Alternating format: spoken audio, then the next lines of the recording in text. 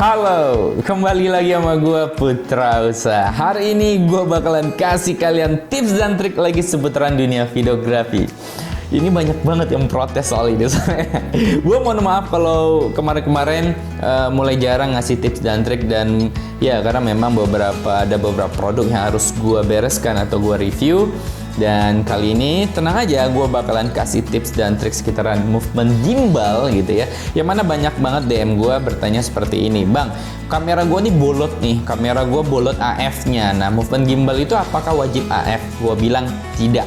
Nah, bagaimana caranya menggunakan movement gimbal, khususnya misal, atau bukan khusus ya, tapi one shot misalnya, tapi gunakan manual fokus.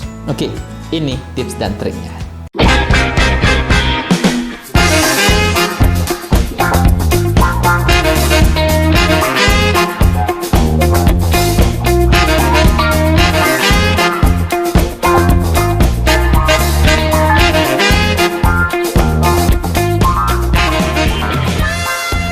Kita langsung aja ke tips dan triknya. Benar sekali, kalau kita mau melakukan movement gimbal, yang paling enak dan mudah itu menggunakan autofocus. Tapi nggak semua momen itu bisa menggunakan AF stop. Contohnya pada saat gue melakukan shoot iklan Politeknik Caltech Riau yang di ruangan perpustakaan. Kalau itu menggunakan AF, berantakan shootnya. Kenapa? Karena pada saat shoot itu banyak sekali subjek manusianya. Lalu subjek manusia ini sempat out frame, lalu digantikan dengan subjek kedua in frame. Lalu juga kamera movementnya di antara rak-rak buku, rak-rak meja. Tentu AF itu akan kejut-kejut sekali. Nah, itu tidak bisa menggunakan autofocus, wajib manual fokus. Apa tips dan triknya saat melakukan movement gimbal tapi manual fokus? Yang pertama, kalian gunakanlah lensa yang wide. Kenapa harus wide? Menghindari terciptanya dimensi.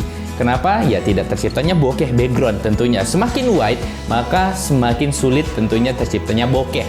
Ingat, untuk menghasilkan bokeh itu bukan perkara F saja. Justru yang paling penting adalah focal length-nya. Dengan wide tentu akan mengurangi terciptanya bokeh. Lalu F-nya bukaannya kecilkan saja, sehingga kalau bukaannya kecil ya tidak ada bokeh antara subjek dengan background tentunya gitu. Tapi hati-hati dengan F bukaan yang kecil, atau F-nya misalnya 5, 6, 7 sampai 22 misalnya, maka semakin gelap. Semakin gelap, jangan sampai nanti shutter speed-nya itu dipaksa rendah sekali, atau ISO-nya dibuka semakin besar, ya terciptalah noise. Kalian nggak mau itu, maka carilah seperti Politeknik Caltech Riau itu sekitaran 7 atau 8 gua bukanya, seperti itu. Nah, berikutnya apa? Masih ada lagi sebenarnya. Kalau misalnya kalian pengen ada bokehnya, Bang. Kalau pengen ada bokehnya, maka ada beberapa hal yang harus kalian pahami lagi dan setting lagi di kameranya. Apa itu? Tunggu di vlog gua berikutnya, karena gua udah nggak mau buat vlog panjang-panjang.